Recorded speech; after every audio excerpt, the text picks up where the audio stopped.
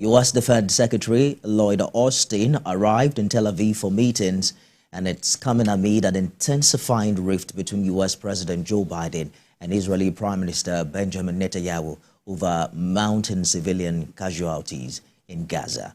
We have more in this report.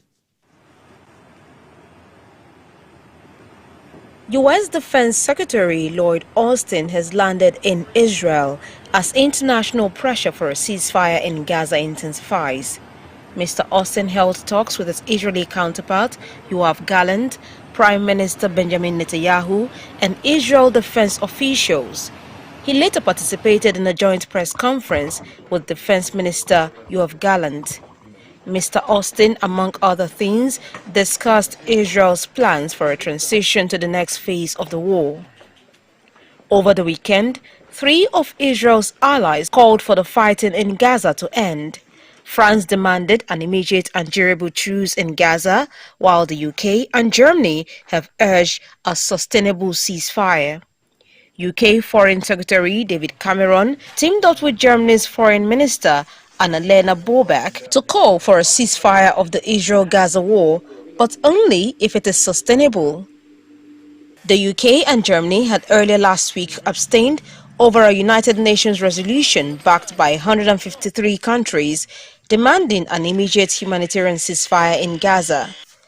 The UN Security Council could vote later on a proposal to demand that Israel and Hamas allow aid access to Gaza via land, sea and air route. There is a new resolution planned for today, drawn up by the United Arab Emirates, calling for an urgent and sustainable cessation of hostilities in Gaza. The new resolution also calls for the immediate and unconditional release of all hostages and affirms support for a two-state solution.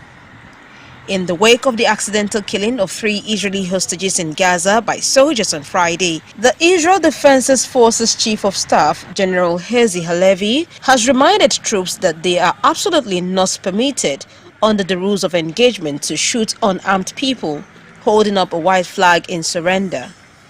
Hamas health officials say at least 110 Palestinians have been killed in Israeli airstrikes in Jabalia in northern Gaza. There has been no specific comment from Israel, which insists it is targeting what it calls terrorist infrastructure. Jabalia, part of which is a long-standing refugee camp, is in the north of Gaza, an area where since the early days of the war, Israel has warned people to leave.